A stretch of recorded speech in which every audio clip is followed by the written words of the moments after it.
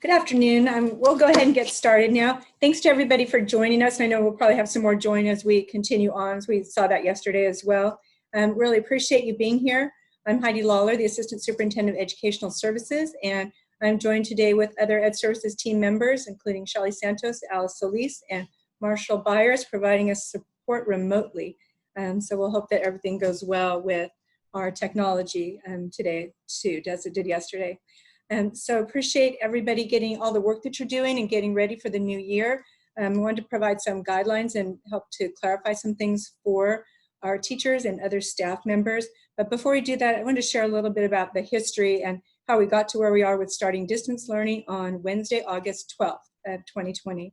And so, as we all remember that when we closed schools in the spring, one of the things that we were hearing frequently as far as what the expectation was that when we got to summer, we believed that the virus would not be able to survive in heat and humidity, and that we would see a reduction in cases or maybe elimination of cases and a return to normalcy. And then perhaps that in the late fall or early winter, we would see another surge of either COVID-19 or another similar type of coronavirus. Of course, as we all know, that's not how things have played out. And we continue, though, to plan to open in a traditional manner, perhaps with social distancing and getting those guidelines in place, and also did a great deal of planning around if we were required to maintain only 50% of our students on campus, and we're ready for that as well. However, within the last, just approximately 3 weeks ago, we received guidance from our public health officer, and she, of course, is an expert in infectious disease and able to address the best course of action for our county, that she was not going to recommend that schools be able to reopen. So that caused us to completely shift gears and move in a new direction, which, as we all know, we've been working through this, has been the pattern since the late winter and early spring that we've had continued to have those types of changes.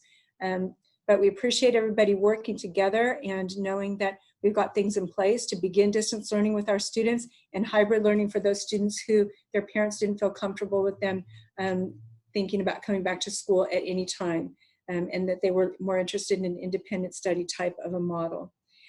As we are moving through this, we are all learning every single day. Things change frequently, and we're becoming more accustomed to that. I think it's difficult for educators because so many of us are planners, and many of us kind of have that type A sort of personality where we want to be able to count on things, and the uncertainty and the need to change our plans as we move ahead, it's difficult for us. And we recognize that among ourselves and among all of our colleagues as well. It's also a challenge for our parents and for our staff who are parents too.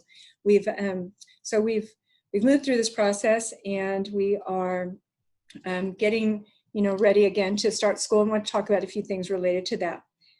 Today, as we are going through the presentation, feel free to start asking questions and adding those to the Q&A, and we will answer those at the end of the session today. This recording will be posted on TUSD's YouTube, and the PowerPoint is posted already on the website.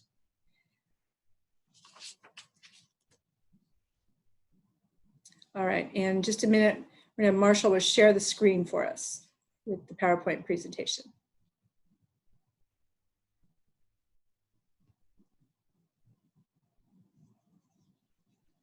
And we can go ahead to the next slide.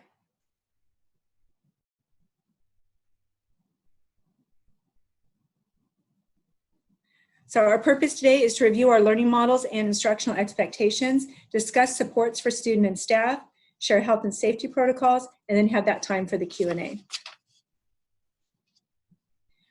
One of the really unique things about Turlock Unified is throughout this whole process, we have taken a great deal of input from all of our stakeholders. We had some significant planning teamwork that included our initial planning team, an expanded planning team, and as many as 8 subcommittees, as well as thousands, literally thousands of survey results that were completed and comments from parents and staff members. All of those were very helpful in our planning. And sometimes you'll recognize there are sometimes things that we're making changes pretty quickly based on those recommendations. So for example, at our board meeting on Tuesday night, there was a concern was shared about next week and the time, and teachers needing some additional time for planning. And so on Wednesday, we had some discussions in executive cabinet, and we determined that at the beginning of the school year, since we were starting with the Wednesday, Thursday, Friday, that there would potentially be an opportunity there to provide some additional time for teachers. And so we adjusted the days on our schedule to make those the same minimum base schedules as we'll have on Wednesdays for distance learning. And again, that was in response to feedback that we received. We're not able in every case to adjust to an individual recommendation, but we take the input that we receive and we are able to consolidate that with other information and make what we believe are the best decisions with the best intentions for our students and staff. From our planning team, these are the areas that were really the most prevalent and areas of focus for all of our groups. And so what they're looking for in the district is that we would support internet access. And that would be for all of our students. Focus on building positive and meaningful relationships with students and families. We'll talk more about that. That really is the highest priority for us at this time, is that reconnection with students who've been away from school for a long time, who've been in isolation. We want to make those connections, build those relationships so they're able to move forward with learning. Increase communication with families. We're going to be working with sites to put some systems in place so that we are able to reach parents not only during distance learning, but all of the time. One of the things that we learned in the spring was that we have some difficulty in reaching some of our parents. We need to make some changes in our systems so that that doesn't happen. And one of the areas I think that really comes to light with this is we heard comments from parents about just during a regular school year, how many times a child might have gone to the office and they were ill, and then they had to come back in the classroom and they had to be back with the other students in the classroom. And we know that's primarily because we had difficulty reaching parents to have them pick up a child to take him or her home. And so we're going to be doing some work on that so that we have clear expectations for our families and that we are in fact able to get have our students go home when they're not feeling well so that they don't have a chance to infect others, and whether that's with COVID-19 or a head cold or strep throat or stomach flu. We don't want to be spreading that illness in our classrooms, and I think this has helped us to be more aware of that and to identify how we might be able to help. Our teams were very interested in prioritizing social emotional well-being. I mentioned that idea of students having been isolated. We want to build communities within our schools and our classrooms so that we are able to support students so that they're able to learn, but also building on their social emotional skills as well. And then provide technology support to students and parents. And we've begun that work with professional development for our teachers. We've provided information going home with our learning materials for our parents, and we'll continue to help support them in distance learning and also provide supports to our students as well.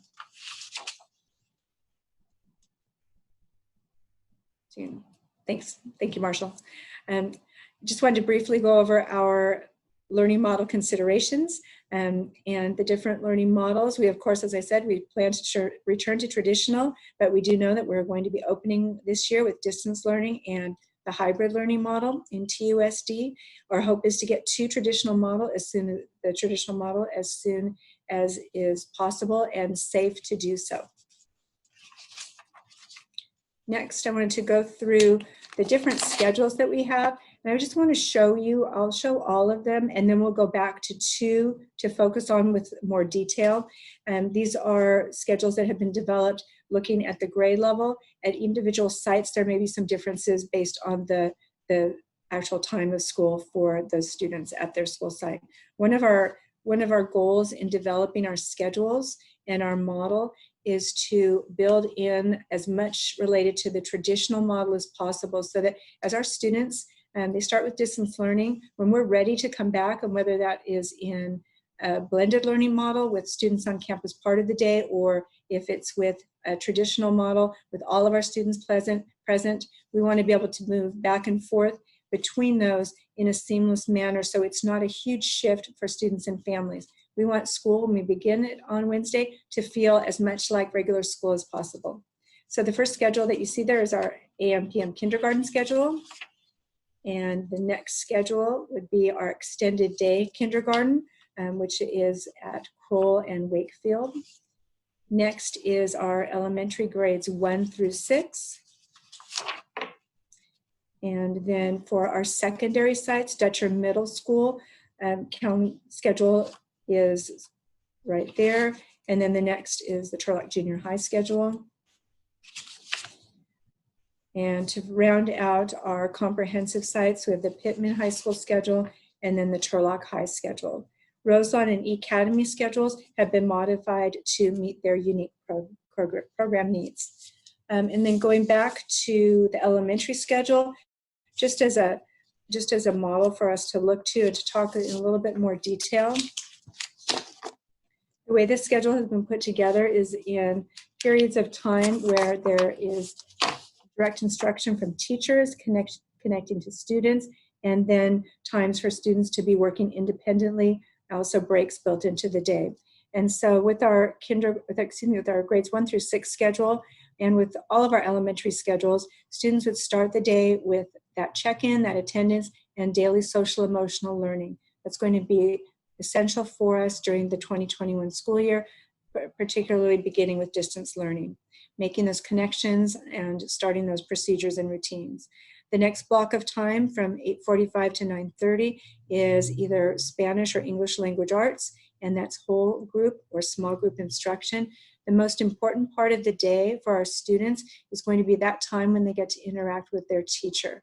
We want our devices to be used primarily for that opportunity for you to talk to your students, engage with your students, help them engage with one another so that they're having as much of that almost in-person type of experience as possible.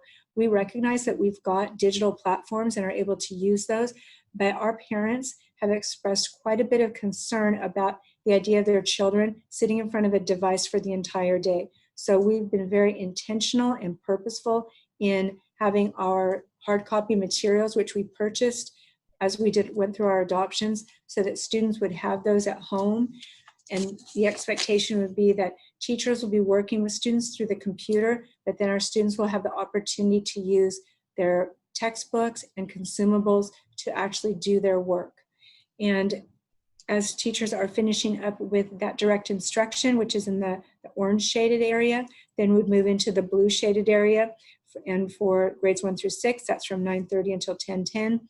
And that's the time for students to do independent work, and for teachers during that time to work through small group or intervention and enrichment. Following that, there's a break in the day. We have, for elementary students, there are 2 breaks and their lunchtime to give them some time away from the computer and from their schoolwork. We want to make the day manageable for students and manageable for teachers as well. Next, you'll see that they would go into math instruction, same type of a pattern with that instructional piece, and then the independent work and small group time. After lunchtime, there's science and social science instruction, and then we have time for MTSS to meet those individual intervention needs. And then after the break, designated ELD for those students who would qualify for those services, and then music, art, PE, and enrichment. And in looking at our music schedule, we're working with the music teachers to finalize that, to ensure that we've got a music schedule that's workable for our different school sites. And again, with that goal of moving back to a traditional model as quickly as it's safe to do so. Next, for a secondary schedule, let's take a look at the Turlock Junior High schedule. We're not going to go through all of the secondary, but this will give you an idea of how this works at the secondary level.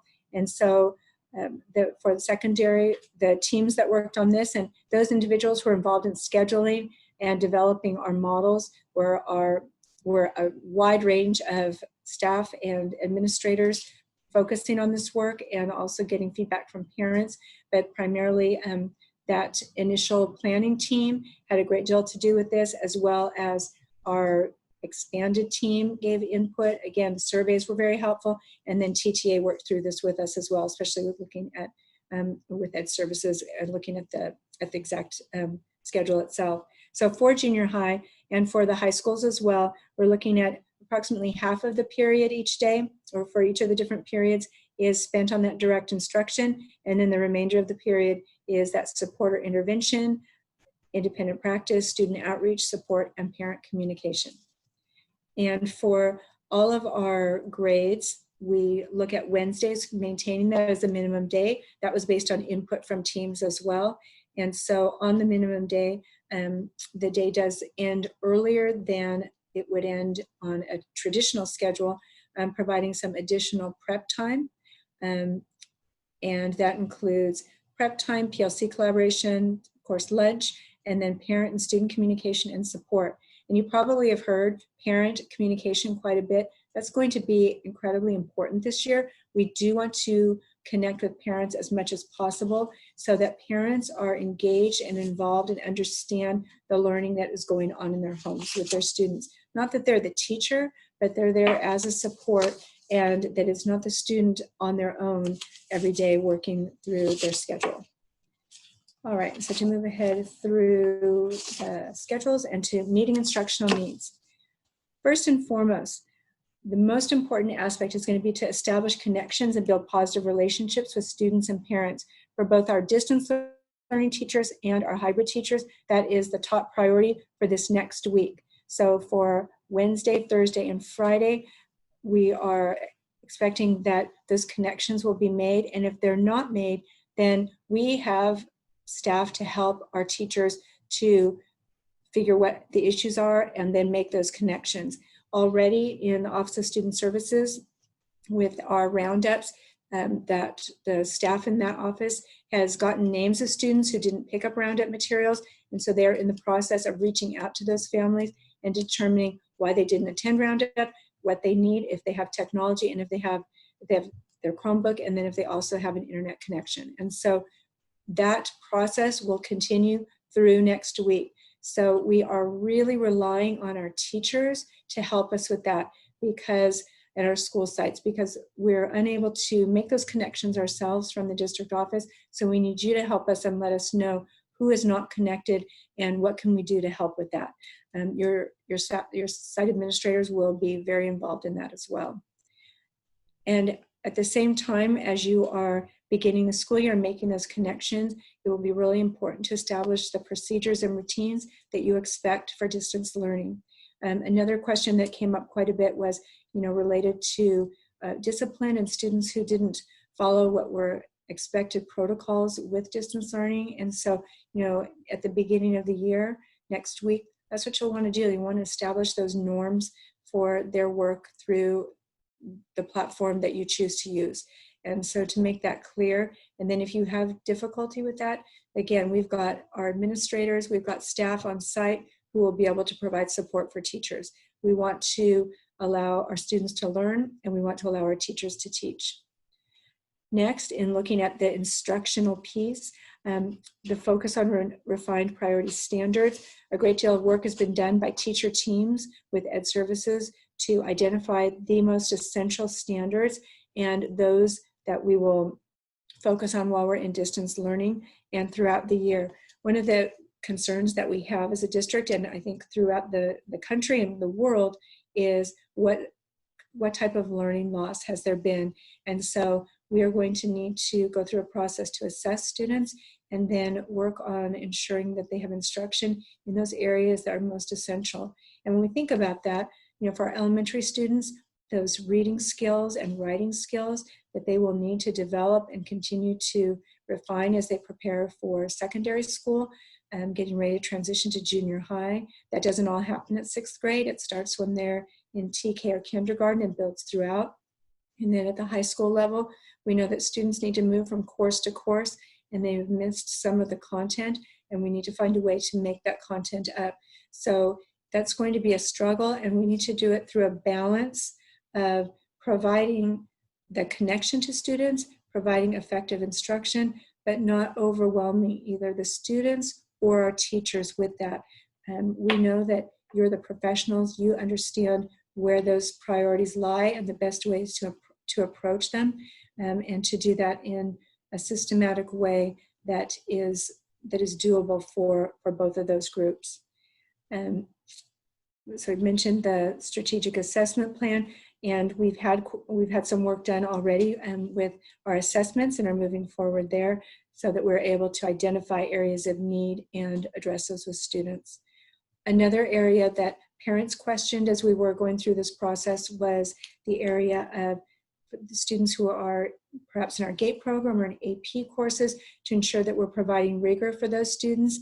And the focus there is going to be on rigor through the instruction and depth, and not necessarily in a large quantity of assignments. We also need to support our English learners and students with disabilities. Those are two groups of students who we've heard from parents, but also many advocacy groups are concerned about those students as well.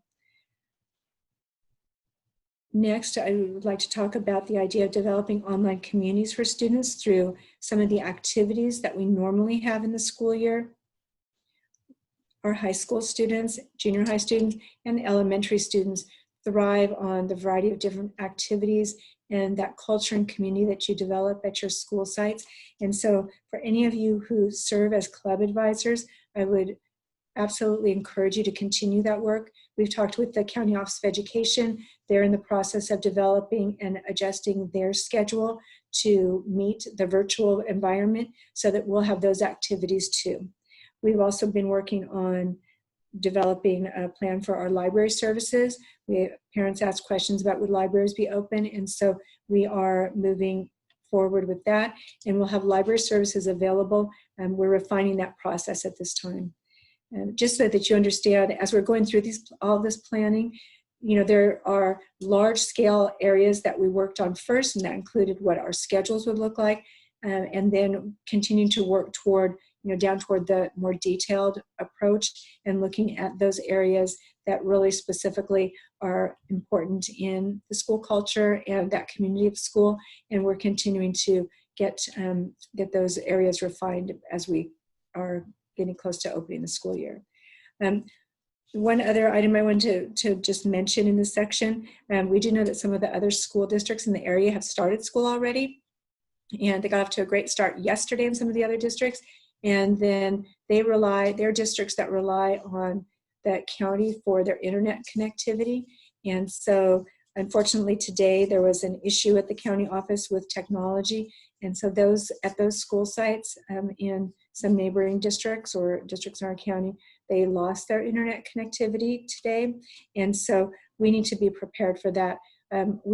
Our tech team has worked very, very hard to put together a strong backbone for us to put everything in place so that we are ready. However, we do rely on Charter, and all of us know that Charter, we have lost connectivity with them at some points. So we hope that won't happen, but teachers, just like in the classroom, we need to have backup plans for what students' days will look like if we are missing technology. To continue with instructional needs, looking at lesson planning, please follow the instructional plan that probably we learned when we first became teachers, that concept of the model of instruction, guided practice, checking for understanding, and independent practice.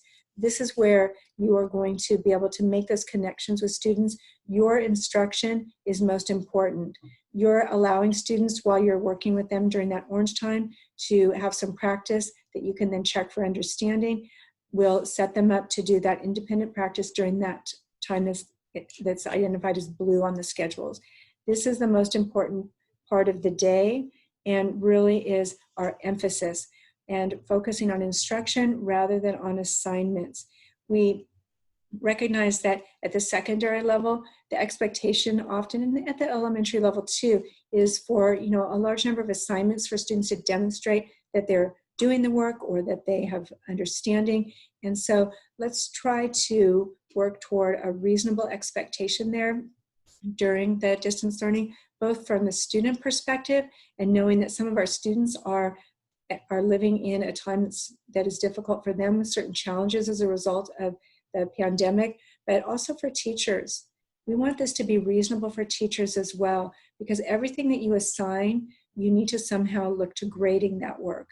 And so let's be reasonable with students and reasonable with all of you so that this is something that is doable, and that we know that the school year under distance learning, it will not be exactly the same as it would be in a traditional model. The beginning of this school year will not be like the school year of 2019-20. It won't start the same way and it won't end the same way. It is a very different circumstance. So please modify your expectations from a typical year, focusing on those standards that are most essential and focusing on those connections with students. We want to create a positive experience for our students and for you. All of you TSD teachers and our staff members, you come to work every day because you love students, you love that work, you chose this profession for a reason. You are the artists and scientists of effective instruction. And so let's focus on making that positive experience for you as you're learning. And we're all learning at this time, and we're all going to be we'll all make mistakes. We've done some things with technology at the administrative level that have gone really, really well. And we've had some that we said, oh, okay, what did we learn from that and how can we do better next time? And that's how your experiences will be as well. When we start the new school year, that's one of the greatest things to me about being an educator is that we get to have 2 fresh starts every year. One January 1st, but then one the start of the school year, which I think is almost always exciting for everyone who's been in education. And so with that, knowing that no school year starts perfectly, there are always glitches in the school year at the beginning. So give yourself some grace in that time and know that we're doing our best.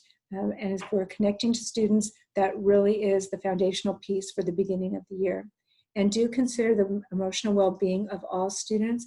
As you see students in your classrooms, please attend to any of those who you have concerns about, and be mindful to be looking for those things as well. Another area for instructional expectations that we need to attend to is our special education students. And so for special education, there has been developed a distance learning plan. Dr. Fong wasn't able to be with us, so I'm going to read her comments regarding the distance learning plan, which has been developed to be in compliance with the law for our students with disabilities on IEPs. The distance learning plan is a new requirement that is set forth in the SB 98 legislation. The plan is designed to inform parents of the services their students will receive during distance learning. The plan will be completed for each student by the case manager in collaboration with other service providers, and will be mailed home to families out of the special education office.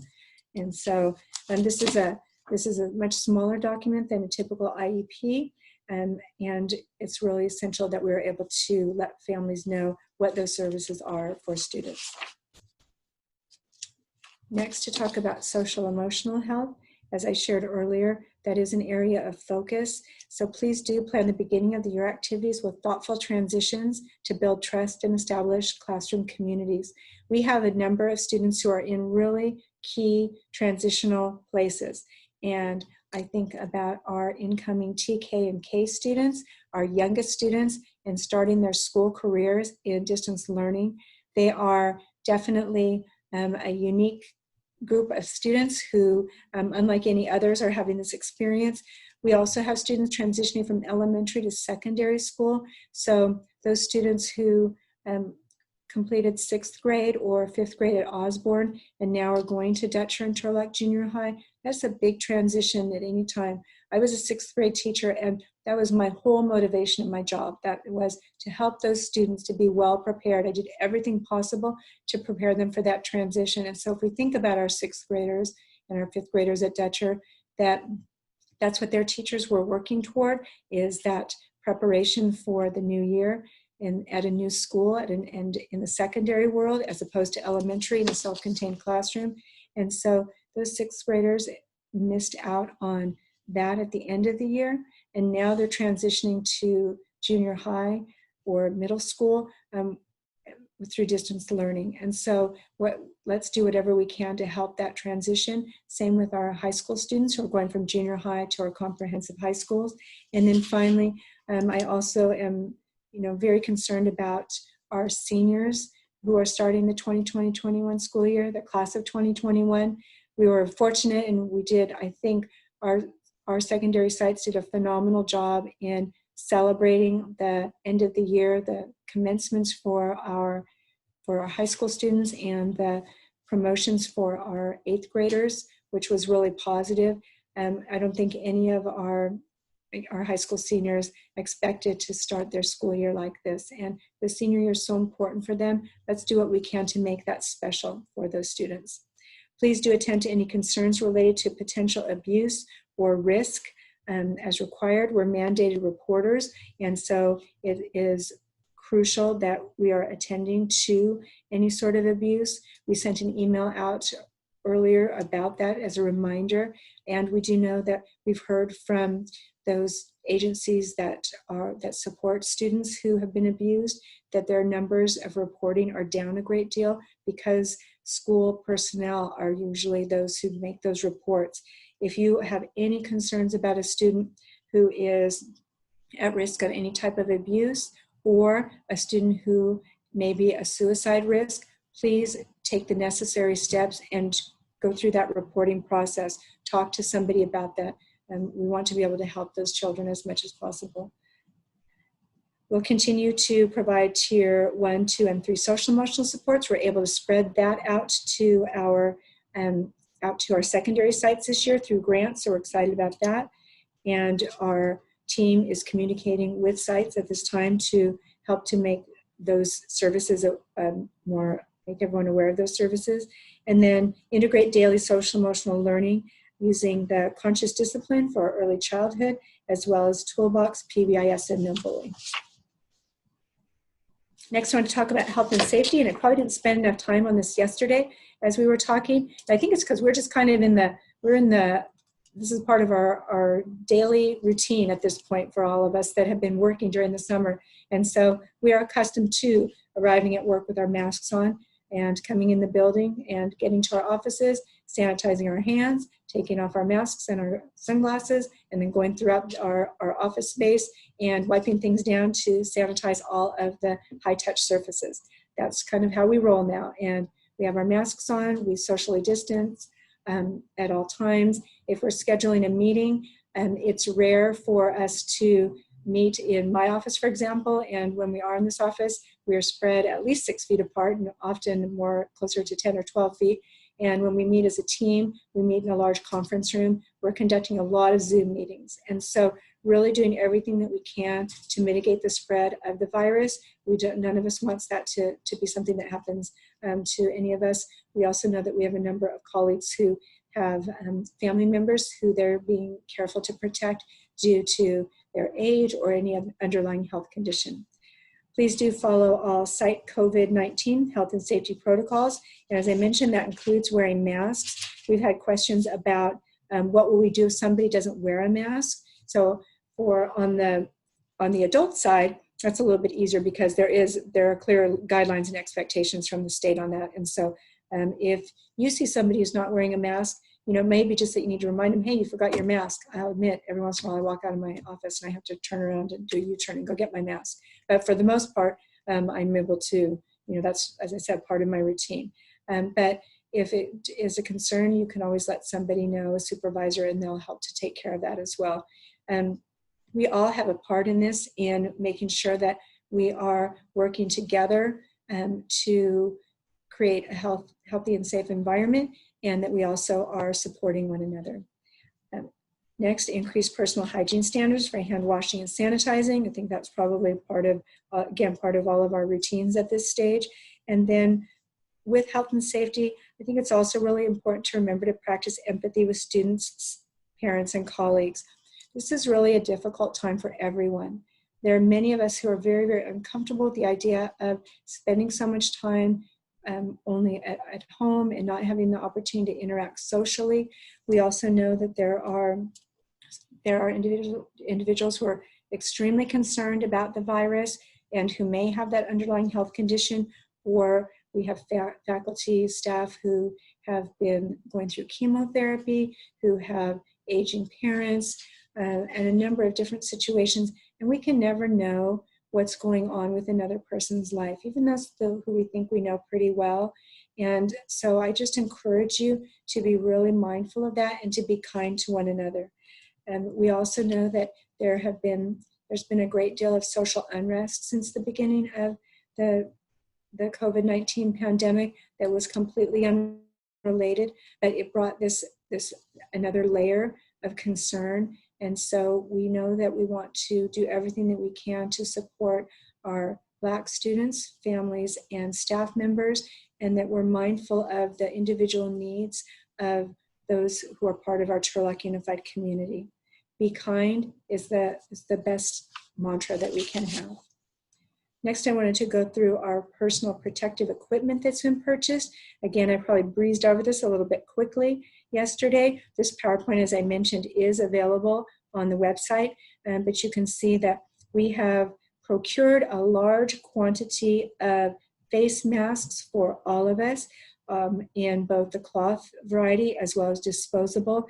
We have the KN95 masks for those who need those specifically in certain job descriptions and qualifications. We also have face shields. We have a great deal of hand sanitizer and disinfectant spray bottles, touchless thermometers, and portable barriers. On Monday, we will have more substantial barriers installed for those office spaces where we have employees who deal directly with the public. Those portable barriers are available for teachers and staff who would need them on an intermittent basis. Our maintenance and operations team also has been hard at work with purchasing other items and installing those pop-up tents that we're going to use if we need to have a space for individuals who may need to be evaluated and or may need to go home as a result of symptoms. We have toilet seat cover dispensers that we've installed throughout the district. As I said, hand sanitizer. Also, you're probably seeing some of the yard signs and different signage going up around the district to remind everyone of social distancing and the other expectations. And the next slide shows those signs and what they look like.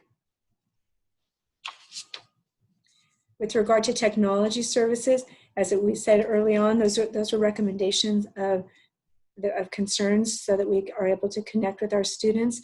We have distributed a large number of those hotspots to families where they needed those. We've created some shared internet connection environments, not for those to be the sole places where students would go to learn, but to enhance what we have available at our school sites and in homes. And then finally partnering with Charter Spectrum and AT&T for reduced cost home internet. For our next steps, we are working to provide support to parents and staff based on the survey results and requests. We continue to receive feedback from teachers on a regular basis and work to think that through. As I mentioned, that process, it's not that we can take requests from 1,500 staff members, 9,500 parents, and to be able to address all of those. But as we're working through this process and considering, what our needs and what have we heard in multiple settings, how can we best make decisions to support students and staff in developing an effective learning plan. So that input is crucial to us, and it has really helped us over these many months. The distribution of textbooks, learning materials, and Chromebooks has wrapped up today for those who participated. We now are on the back side of that as far as some makeup days for the drive-through roundups. Also, as I mentioned, that communication with families. And so for you next week, when you are making those connections with your families, please do ensure that students have their materials so that they are able to begin learning, and that if you need help in any way with that, please do talk to your site administration. It is essential. Last spring, I think that Dana put out a message saying that, to parents that if they needed help, that they could contact her. Let's work through site principals first and then move forward from there. We're in the process of conducting virtual beginning of the year events, including our opening day, which will occur on Monday, August 10th from 8:30 to 9:30. And rather than all of us gathering in Pittman, which has been a great tradition that we've had, we will all be gathering virtually and having that through a Zoom connection. But we're excited to hear from Dana, our board president, Lori Carlson, and then also Ronnie Habib, who will be presenting Connecting to Our Resilience, Playfulness, and Hope for Ourselves and Our Students. So a great message for us to start the school year. And so we talked about the virtual events, and then, as I mentioned earlier and have said throughout this talk, that our goal is to get back into our traditional learning model with our students when it's safe to do so. And some of you may have heard that there was a waiver process that came out from Sacramento on Monday evening. And so we are working toward that, knowing that at this point, our public health officer has said, no, that we're not in a position for that, but we want to be poised and ready to move back to schools when it is safe to do so and in a safe manner. And so by all of us working to implement social distancing and putting in place those safety protocols, that will give us, silver lining on this is that it will give us a way to get comfortable with that new way of life at our school sites so that we are ready when we bring students back, and we can bring them back in a safe way. If we establish those protocols and we recognize what kinds of issues may come with students, then we can get those worked out before we get them back. So we're working to develop that detailed phase and return plan for a safe return to in-person instruction.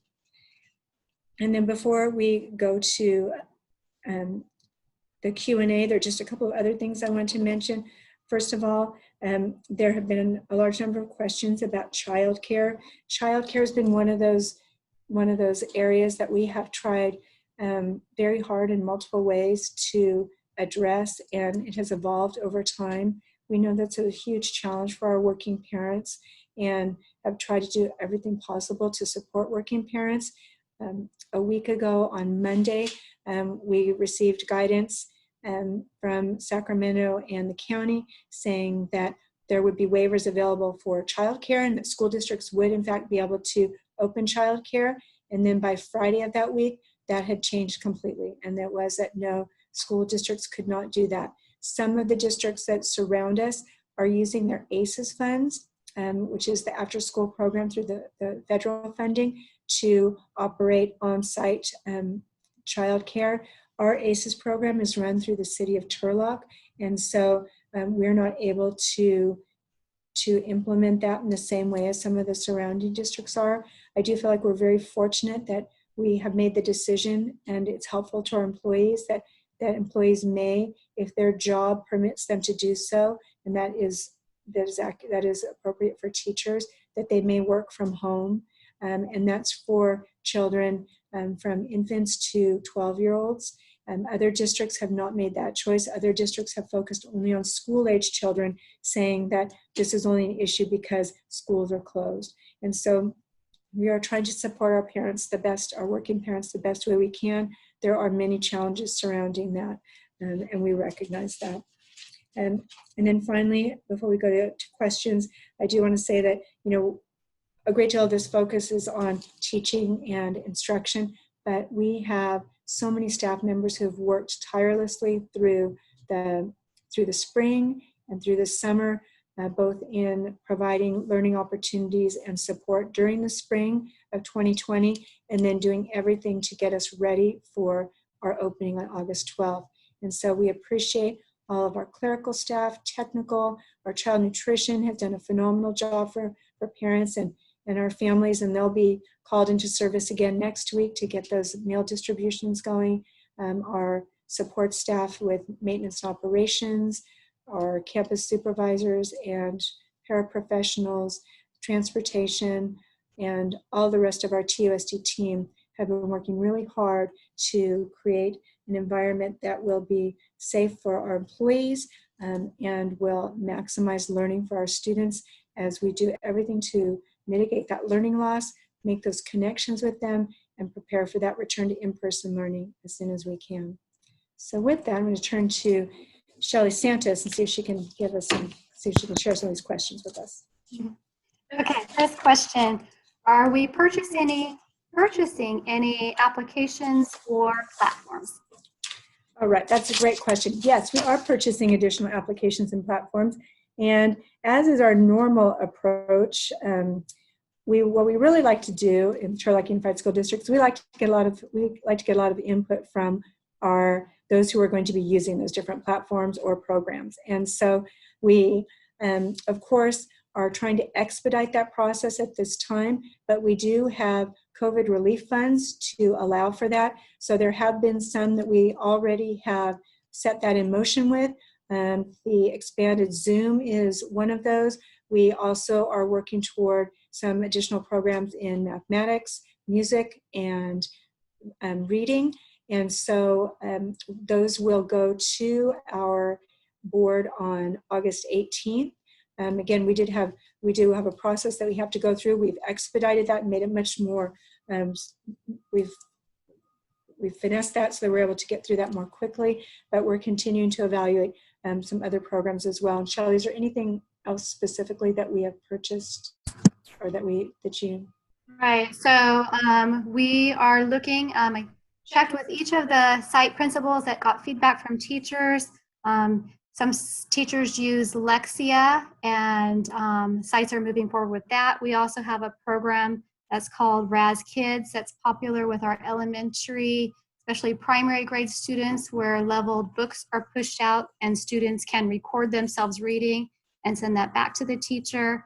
And then most popular that will apply to all grades, teachers in grades TK through 8 is the InSync platform, and that aligns with our Eureka math curriculum. It allows teachers to push assignments out where PDFs are fillable. Students can complete them and then return them to the classroom teacher, along with pre-recorded videos that teachers can utilize as well.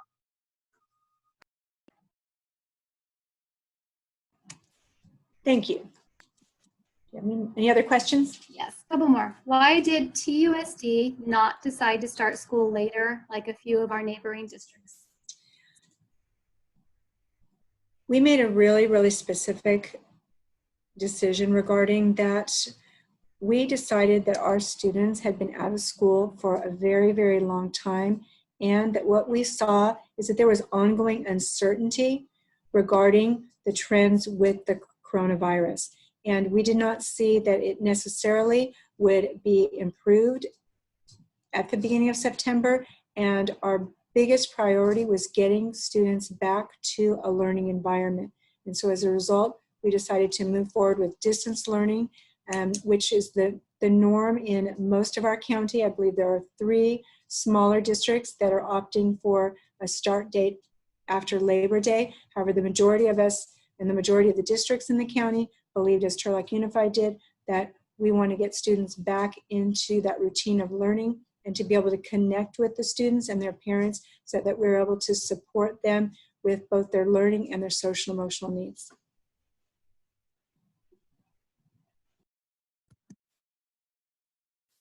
Many school front offices are small. How will we practice safe practices? And will disinfectant wipes be provided, or will individuals need to purchase them? At each individual school site and each individual office, there will need to be some adjustments made to address social distancing, and that will be the responsibility of the site administrator to make those decisions. In our offices, for example, we're looking to see which offices need where the staff are able to work in a safe environment, and those where we may need some additional space. Also, there are times in the office environment where masks will be required, but those decisions are made by supervisors at those sites and offices specifically. Regarding disinfectant spray and disinfectant wipes, we primarily in the district, just because I think of a worldwide shortage of disinfectant wipes, we definitely are relying on disinfectant spray, and that is provided. We have massive quantities of that throughout the district. It's been distributed to every classroom and office setting as well. And I will say that that is part of each of us, our own individual responsibility, as I described in our office, that procedure, that we all need to take responsibility for doing that disinfecting in our environments as well. The governor recently said that teachers would get COVID tested on a regular basis. Are there plans for what that would look like in TUSD this year? As we've gone through this process, and the governor has, made a number of decisions in order to try to mitigate the COVID-19 pandemic and especially, particularly, of course, in California. And so during that time, some of those ideas that come out in the governor's briefings may not be fleshed out entirely. And so we'll be working with our county office regarding that, if that were to occur. From my understanding, recall that primarily was focused on when we had students returning on campuses. And so we'll look to public health to provide more guidance on that for nearly every aspect of this that is related to those specifics regarding testing and spread of disease. The public health officer is providing that guidance for our county. During the second part of class for each period, the blue time, are students required to stay logged on, or can they leave the class and work on the assignments independently? That will be decided on a case-by-case basis with the teacher. In some cases, they may want students to remain logged on so that they can continue to check in with them. However, if there's an assignment that students are able to work on independently, then the teachers could make that decision to have them log off during that time. Will there be a plan in place if we need emergency tech support when something goes wrong? We are working with business services to ensure that our techs are at the ready at all times to prepare to be able to support teachers and families with this new way of learning and distance learning. So yes, we have plans in place for increased communication on that and a responsive approach to serving our teachers. Will community service clubs be able to schedule community service projects with student involvement? Okay, so as far as looking at those types of activities with any types of clubs at this time starting the school year, we're going to be looking at them all being handled in a virtual manner. And if those community service clubs are clubs on the outside of the district who are serving as volunteers to support our students, at this time we're really limiting the amount of volunteer engagement in the district until we move forward. As I said, this process takes a great deal of thought and planning with every aspect, and so we would like to get our general school and learning and social emotional support in place first, and then make any adjustments as we move forward. And doing so in a way, I talked about doing this work so that it's manageable for our teachers. We also have to be mindful of doing things that are manageable for our support staff and administrators too. And so at this point, we're looking to postpone some of our work with volunteers, but if there is a club of some sort, teachers are welcome to continue and work with their site principal on that.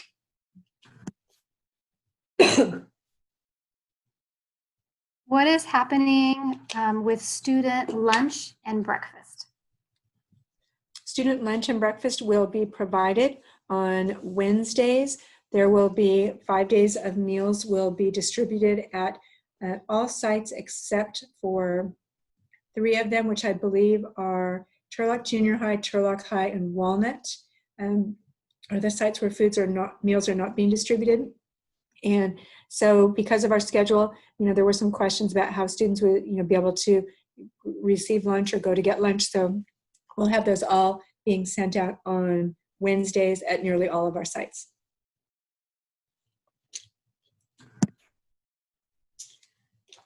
What is the plan if students are unable to log in at the required times because both parents are at work? If we have students who are unable to log on, then that will be part of our outreach to see if we can help support them with that. And there may be some work that needs to be conducted by telephone in the governor's legislation, conducting audio connections with students and having having instruction come in that way or support in that way is legal and it is acceptable. However, our goal will be to find a way to connect them. So as teachers, if you realize that there are those types of problems, please share that with an administrator so that they perhaps can talk to the parent and help them to, maybe troubleshoot and or find some solutions to that issue so that students will be able to be engaged in learning. There are a couple of questions that each state the same thing. Wanting clarification, must all staff wear a mask and practice social distancing? Yes, at this point, all staff must wear masks and practice social distancing. And the last question I have is, how will our sick time be affected if we are exposed and need to self-quarantine? Okay, so that is a question actually for our human resources folks, and we didn't include them today. And so what I will do is I will pass that on to human resources so that they can get that information out. There are some other questions that came up yesterday that were related to human resources as well. So we're going to pass those on to our HR department and have them perhaps get an email out to staff to provide that clarification. And so at this time, we are just about at 2 o'clock. Thank you for your questions. We appreciate that. I will say that over the past couple of days, I've had the opportunity to see some of our teachers on campuses and getting ready for the new year. And as I said before, in education, it's always exciting to start the school year. We're starting in a whole new way. I am completely confident, as is our whole TUSD team, completely confident that our teachers will do an outstanding job in making those connections with students and helping them to learn, and will be supported by all of our support staff and administrators who want nothing more than the greatest success for our teachers in teaching and our students in learning. So please, if you do have any questions or concerns, talk to your site administrator, reach out to Educational Services. We're all here to help you, and we're looking forward to a great year. And so we'll look forward to seeing you soon. Thank you again for attending today, and we'll see you in Zoom classrooms as we start our virtual visits. Thank you.